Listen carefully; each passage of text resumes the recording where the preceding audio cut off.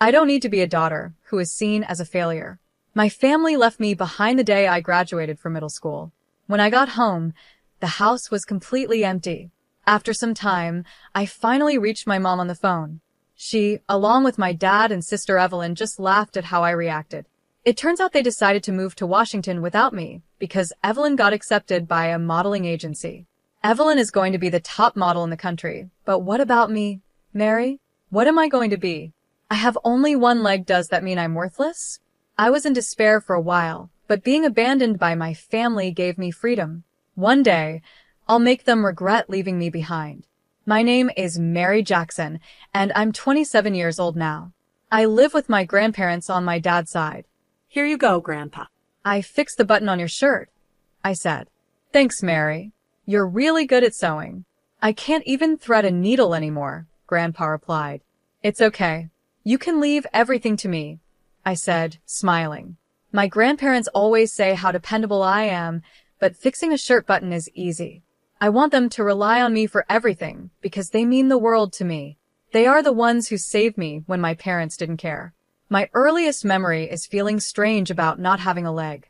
I lost my left leg below the knee when I was 4.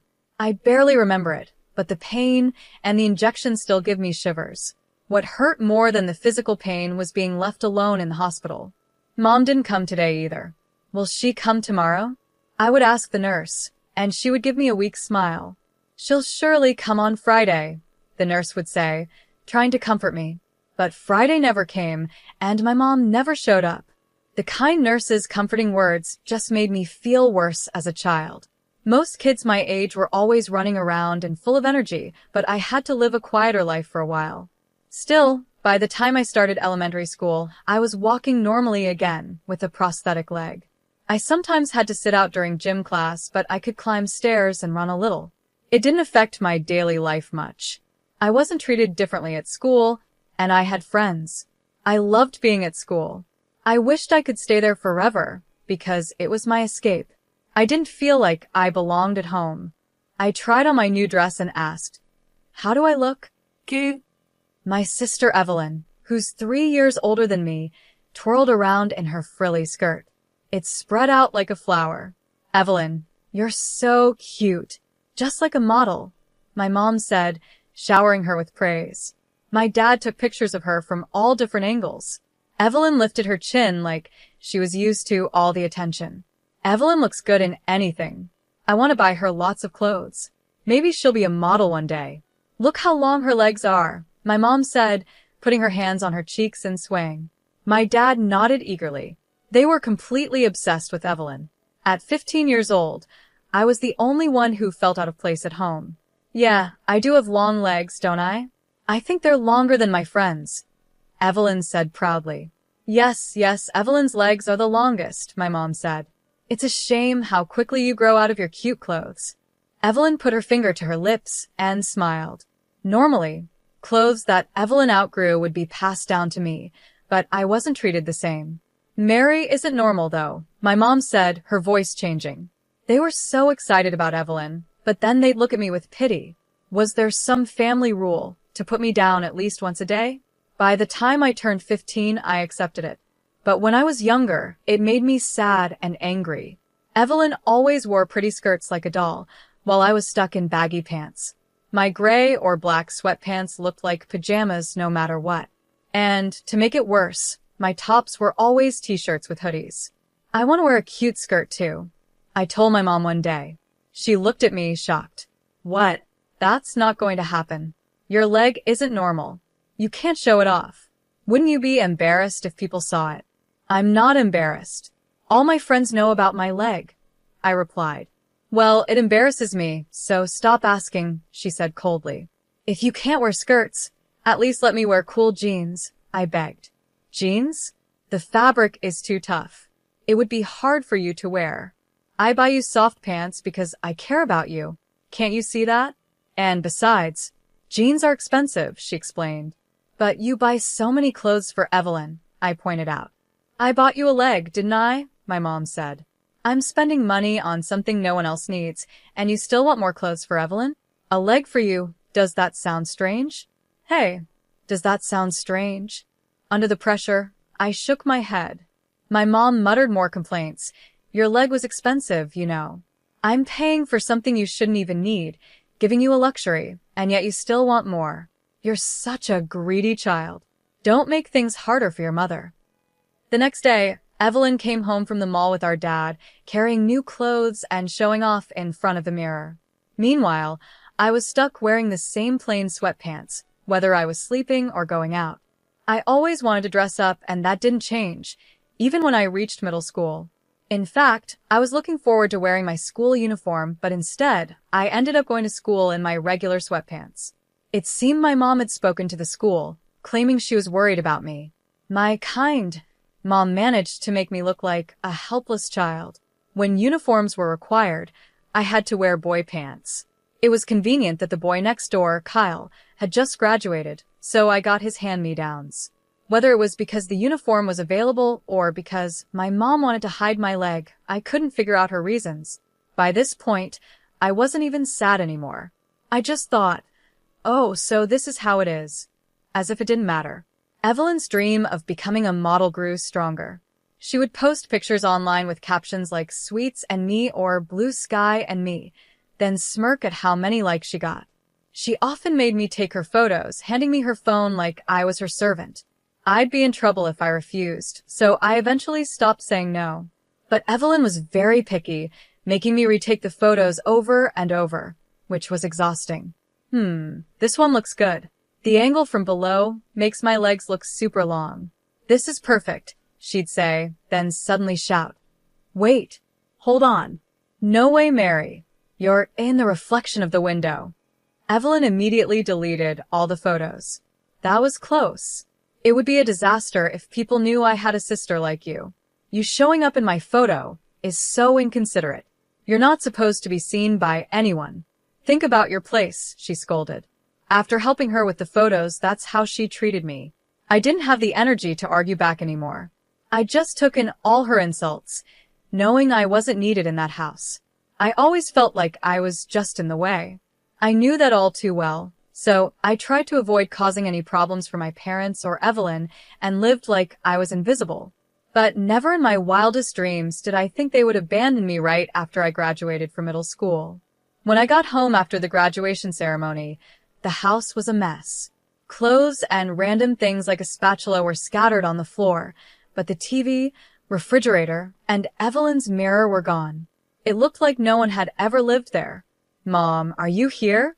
I called out. She had come to the graduation ceremony, but it felt like she was just going through the motions. I was the only one there whose parents didn't show any real interest. I thought maybe she had other things to do, but when I left the house that morning, she had just been lying in bed, so it was clear my graduation didn't matter to her. The strange state of the house sent a chill down my spine. I didn't care about the empty rooms. I only cared about whether my mom was okay. Could something have happened to her? A burglary, maybe? My mind jumped to the worst possibilities. Even though my mom didn't care much about me, I was worried about her. I searched the whole house, bedroom, bathroom, balcony, but she wasn't there. I tried calling her phone, but it didn't connect. Then I called my dad, but all I got was his voicemail. I started panicking, calling my mom over and over again. Finally, the ringing stopped, and I heard my mom's voice, though she sounded irritated. I was so relieved, I almost cried. Mom, you finally answered. I'm so glad you're okay. Are you all right? Huh, she replied, confused. I quickly explained what I saw when I came home, and then, out of nowhere, she started laughing. What are you even talking about?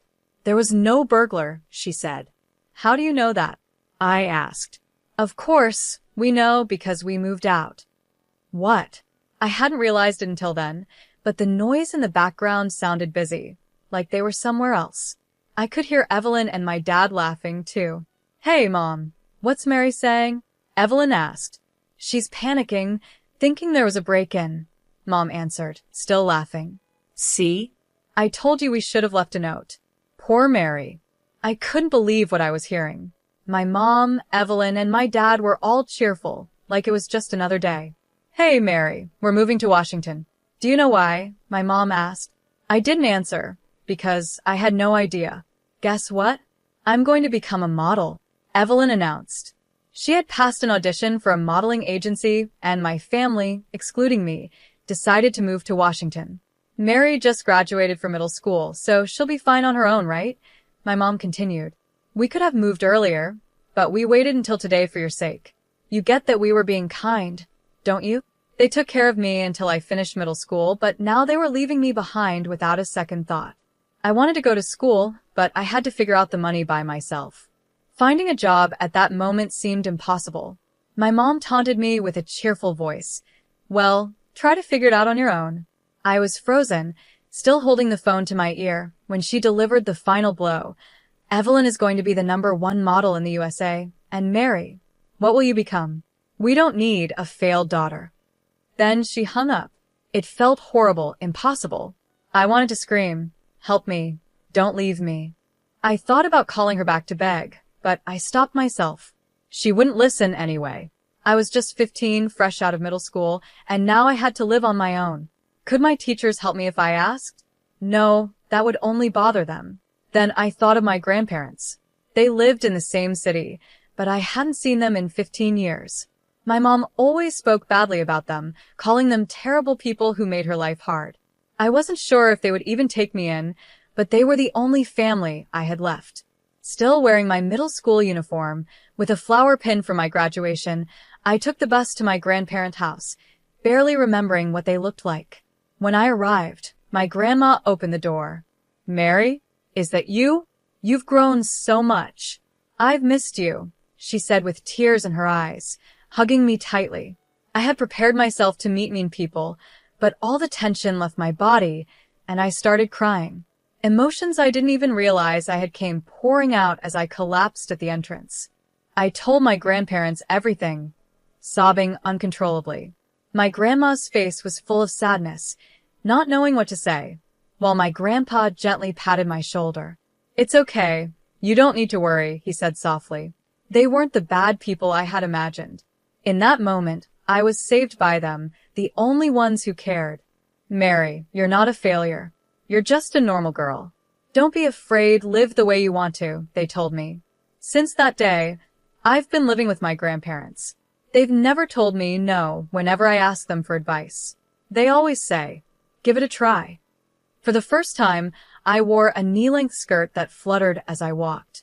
Mary, you look lovely. It suits you, my grandma said with a smile. I felt a mix of shyness and joy. That was the first time I realized how much happiness wearing clothes I liked could bring me. My grandparents accepted me no matter what.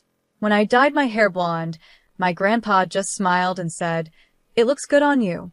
When I bought pants with holes in the knees, my grandma worried and added little patches to cover them. I secretly cried because I had saved up for my part-time job to buy a sewing machine. But on Christmas morning, I woke up to find a high-end sewing machine next to my pillow. I was so surprised that Santa Claus came for me at my age. These are some of my most precious memories. Living without restrictions, I went on to attend fashion school after graduating from high school. While I was still in school, I launched my own brand. I designed the cute skirts and cool denim pants I had always dreamed of. My designs focus not only on style, but also on inclusivity clothes that anyone can wear comfortably, regardless of age, health, or physical limitations. Now, at 27, my work is going well, and I feel like I'm living a fulfilling life. But everything suddenly changed when I heard a familiar voice. Mary, long time no see, my mother said, arms open as if waiting for a hug. She was standing in front of my company. I stepped back, but she quickly moved closer. My father was also there, scratching his head and smiling awkwardly. Wow, Mary, I didn't think you'd make it this far. This is your company, right? That's amazing. I always knew you'd become someone great. It had been 15 years since my family abandoned me. I wasn't expecting a heartwarming reunion. The reason they were here now was obvious. Recently, I was interviewed on TV about my company. The focus was on my products, but my parents were more interested in the fact that I was the CEO. Really amazing, Mary. I saw you on TV and immediately looked up everything about you. Your company's sales are $800 million. Does that mean you're a billionaire now? Wow, I'm so proud of you, my mother said excitedly, grabbing my hand. We've moved back from Washington. Let's live together again, she added, narrowing her eyes as if she were being kind. But despite the warmth she tried to show, I felt nothing but chills. I tilted my head slightly and said, "Excuse me, but I don't have a mother." What? "Mary?" she asked, looking shocked. Trying not to sound too serious, I smiled and replied, 15 years ago, my family, my mother, father, and sister abandoned me. So, I don't have a mother." Over the years, when friends or others asked about my family, I always smiled and acted like everything was fine. If I told the truth that my family left me on the day of my middle school graduation, people would just feel sorry for me. So I never let anyone know the full story. "I don't care about the past," I said calmly. "Are you still angry, Mary? Holding a grudge over something that happened 15 years ago?" My mother asked, trying to laugh it off. "You're surprisingly vindictive." I kept my polite smile. "It's been 15 years. I'm not angry anymore. I just don't care about people who don't matter to me." My mother's face twitched, and her eyes widened. It's funny how, when you become successful or get rich, suddenly more relatives appear. Like flies swarming around money, they need to be dealt with. Looking at the woman in front of me, I couldn't even be sure she was really my mother. After 15 years, she looked so different from the woman in my memories. "Come on, Mary. We're family. We have a bond that can't be broken," she said, rolling her eyes before grabbing my hand again. "I can't say much about family because my memory of it has faded." "But you're not my mother," I replied, still calm. Her grip on my hand tightened, but I didn't flinch. "My mother isn't an old woman with wrinkles like you," I added, not breaking my expression. Her hand jerked away, and she quickly covered her face. My sister had gone to Washington to become a model, and I remember my mother always taking care of her looks, obsessed with skincare. Even though 15 years had passed, a woman in her 60s shouldn't look like this. "No offense, but aren't you in your 80s? I asked. She let out a small cry, her face twisting as more wrinkles deepened. The sight was like something out of a fairy tale, like a wicked old woman. Even though I was treating her like a stranger, part of me knew she still had traces of the mother I once knew. But it was true, she looked much older than she should. Her face was covered in wrinkles, and her cheeks sagged like a bulldog's. Her hair was streaked with gray, dry, and frizzy. She wasn't just thin. She looked starved. The fingers that had gripped my hand earlier felt like dried-up twigs. "You ungrateful child," she snapped. "After everything I did for you, giving birth to you, raising you, and this is how you repay me? I am your mother. Shouldn't a daughter show some respect?" She lunged at me, her desperation clear. It was obvious she was struggling in life. "Respect?" I asked quietly, watching her carefully. Her lips twisted into a smile. "You're a CEO now, right? It's only natural for you to support your family," she said. "Yes, I'll support my important family," I replied, easily shaking off her frail hand. "But my family only includes my grandparents." "What?" she gasped. "The rest of my family abandoned me," I said, walking away. "I have no obligation to help you, right?" I said calmly. "But you have money. Don't be mean." "I'm not asking for your whole fortune, just about $30,000, my mother pleaded, clinging to me desperately. Her tone softened as she tried to get through to me, her eyes filling with tears. "Look, Mary, I'm in trouble. Life in Washington is tough with the high cost of living. I've had to borrow some money. Can't you help me? We're family, aren't we?" she begged, tears streaming down her face. But the sight of an old woman pleading didn't touch my heart. I was getting tired of dealing with her when I saw 3 figures approaching behind her. My mother turned around, and her face twisted in annoyance. "What do you want now?" she spat, glaring at my grandparents. "Is it wrong for a mother to visit her daughter?" she asked, trying to defend herself. "Yes, it is," my grandpa replied sharply, without hesitation. "You've got some nerve showing up after abandoning your daughter. You said she was no longer needed, right? You threw her away like trash, and now you're begging that same trash for help. How pathetic." "Mind your own business," my mother snapped. Grandpa smirked. "The trash you threw away turned out to be a diamond, didn't it? How ironic." My mother bit her lip as Grandpa's words stung. She had always painted my grandparents as the villains, but after living with them for 15 years, I knew they were nothing like she had said. Even though Grandpa was angry now, he never spoke ill of my parents, even after they abandoned me.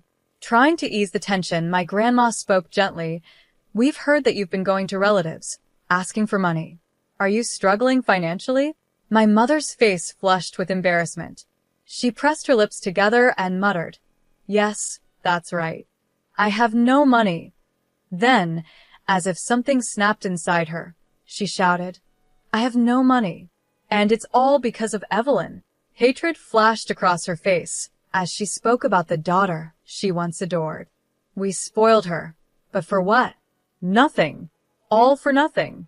She just spends money on clothes and makeup, never landing any modeling jobs. She's useless." My mother's frustration boiled over as she stomped her foot, her behavior shocking me. I could hardly believe what I was seeing. Suddenly, something large burst out from behind a tree, and for a second, I thought it was a wild animal. My heart nearly stopped, but then I realized it was Evelyn. "Hold on, Mom," Evelyn yelled, storming over. "I won't stand by and let you insult me like this. I'm cute. I'm more beautiful than anyone," Evelyn said, her voice full of the same confidence she had 15 years ago. But the truth was, she had no job, and all she did was spend money without contributing anything. "That's because people don't appreciate my charm," she shot back, then added, "And don't lie, Mom. I've done some modeling jobs before." Evelyn wasn't completely wrong. Even though I had moved on with my life, I couldn't help but check her social media from time to time. Her posts were full of glamorous photos, which only made me feel worse every time I looked. But I couldn't stop, even though it added to my misery. Then I noticed something strange. Her posts had almost no likes or comments. She only had 5 followers, which was fewer than my own old, forgotten account. The few comments she did have felt kind of mean, and when I checked out those accounts, it became clear they were making fun of her.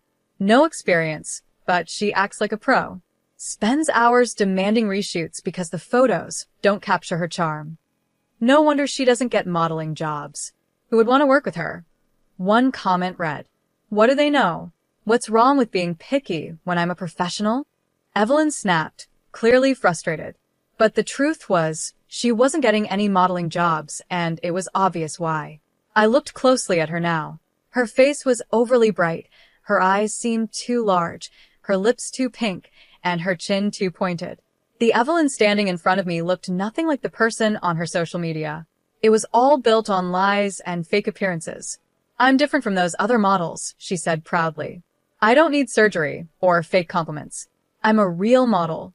I don't suck up to people for jobs like those other girls. I'd rather stay out of that ridiculous world." Despite being disowned by our mother, Evelyn's confidence was still strong. In a strange way, I kind of admired her for it. Who would have thought that Mary would become a CEO of an apparel brand? "Maybe you want me to be your model, huh? Is that it?" she asked, smiling confidently. "I don't usually work with family, but if you insist, I might just consider it." Her positive attitude was probably because our parents spoiled her so much. She was the complete opposite of me. I had always been the one looking down, unsure of myself. I wasn't sure if I envied her or not. "You as our model?" "Well, it depends on the terms," I replied. "I might even sign an exclusive contract." "Oh, really?" she said, perking up. "But there's one thing," I continued. "Our brand values a natural vibe. We showcase people as they really are, without edits. So it might be difficult for you." "What?" Evelyn's eyes widened in shock. "I've seen your Instagram," I said. "The you on there and the real you, they're completely different. Modeling without edits. Are you serious?" Evelyn gasped. Her eyes opened so wide that her fake eyelashes fell off, and the makeup on her face started cracking, like porcelain. "I'm not going to give you money or use you as a model. You abandoned me, so please leave me alone," I said clearly, then turned my back on them. Evelyn muttered in a trembling voice, "Who do you think you are?" I already knew they would show up. Evelyn had posted about it on social media, claiming, I'll be the exclusive model for some company. And when I go back to my hometown, everyone keeps looking at me. Can they tell I'm a model just by my aura? Her posts were so embarrassing to read, but they were helpful for keeping track of what they were up to. Knowing my parents might visit, I was prepared and ready to handle it without getting upset. As I was leaving with my grandparents, my father, who had been silent like he wasn't even there, suddenly stepped forward with a grin. Mary, I didn't do anything bad to you. I was just a victim, scared of your strong-willed mother and Evelyn. I've always been worried about you deep down. That counts, right? His words caught me off guard, and I hesitated for a moment. Then he turned to my grandparents, apologizing seriously. Dad, Mom, thank you for taking care of Mary. She's my precious daughter, and you've protected her. But from now on, I'll be the one supporting her. My grandparents looked surprised. But before anyone could respond, my mother shouted in anger. You might as well have not been there at all. So just stay quiet. She was right. Her words snapped me back to reality. Aren't you also to blame for doing nothing, Dad? What? No, that's not fair. It was Evelyn and your mother who were hostile. Don't lump me in with them, he protested, trying to win me over. His attempt to act innocent was disgusting. I realized I felt nothing toward him. He was just someone whose presence or absence didn't matter. He wasn't needed in my life. Don't start acting like a father now. Mary doesn't need you, my grandpa said, voicing exactly what I was feeling. Looking embarrassed, my father tried to fade back into the background, a role he had always played well. But my mother, still hopeful, reached out to me weakly.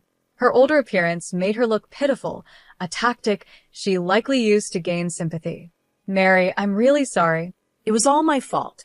You've always lived without complaining, being such a good and admirable child. I thought you didn't need my help because you seemed so strong, she said softly, her words filled with regret. I realize now the truly precious daughter wasn't Evelyn, it was you, my mother said, her tearful eyes fixed on me. Evelyn might have passed the audition for the modeling agency, but instead of making money, she ended up paying them for entry fees and lessons. Could she have been tricked? My mother wondered aloud.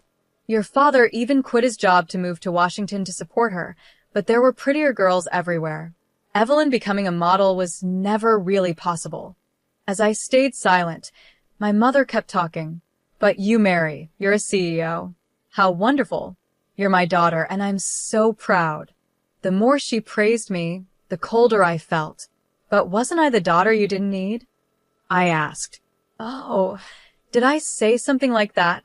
She said, pretending she didn't remember. Before she could continue, my grandpa cut in. It's rich for you to say that, considering you're the one who caused Mary to lose her leg, he said. My mother flinched. What? That was an accident. I confused the gas pedal with the brake, she said defensively. I didn't mean to. I drove into Mary while she was playing in the yard. It was a miracle she survived. That was decades ago. Why bring it up now? You've blamed me enough for that. Are you still trying to torment me? She snapped, showing no remorse. Even after all these years, she still wouldn't admit fault. It wasn't about me, was it? It was always about you. I said quietly. I have no memory of that time, but now I understand. This leg, it's because of you, Mom. It wasn't because I hated you, she cried. It was an accident. The guilt made me harsh toward you, Mary. That's all. That horrible accident, it's haunted me. She broke down crying, acting like the victim. But I wasn't moved. I'm the one who should be crying, I said, my voice firm. You couldn't admit your mistake. Instead of apologizing, you just made everything worse. Me, a failure? No, Mom. You're the real failure. Don't ever show your face to me again. My mother's dramatic crying stopped, and she stared at me in shock. Grandpa chuckled softly. How does it feel to be called a failure by your own daughter? He asked, smiling. My mother shook with anger and sadness, but no words came out. Grandpa turned to me, his face kind. Come on, Mary. We're going to be late for our lunch reservation. Let's go enjoy that French cuisine. My family now is only my grandparents. After that incident, Evelyn somehow became a bit of a celebrity. Her social media suddenly gained more likes and comments. It turns out someone had recorded our argument and posted it online. The clip showed Evelyn and my mother berating me, and it sparked a flood of criticism against them. Evelyn must be thrilled she finally achieved her dream of fame. It was all a misunderstanding, Mary. Please explain, and my mother begged me. But the more they tried to argue online, the worse it got for them. Mary, you have to help us, they pleaded. There's nothing I can do, I replied with false humility. I'm just the trash you threw away, remember? No matter how hard they tried, nothing worked. Eventually, they gave up, switching from begging to screaming in frustration. I was done with them. I increased security at my company to make sure I wouldn't run into them again. At first, Evelyn, always so positive, tried to take advantage of the attention. She filled her social media with selfies, hoping to turn the critics into fans. But, as expected, it didn't work. The comment sections were full of harsh remarks, and even Evelyn's upbeat attitude couldn't handle it. After a few sad posts, Evelyn stopped updating altogether. I don't know what happened to Evelyn, or my mother after that. Oh, and my father? I almost forgot, he's just as irrelevant. This encounter with my parents made me even more grateful for my grandparents. Grandpa, Grandma, thank you, I said, feeling a bit shy as I expressed my gratitude. Grandma took my hand and smiled. It's normal for grandparents to love their grandchild. Thanks to them, I've been able to live a normal life. Children should always be spoiled by their grandparents. I'm already 27, you know, I said, laughing. To us, you will always be our baby, Mary. Age and social status don't matter. You can always be yourself with us, Grandma said warmly. And with them, I knew that was true.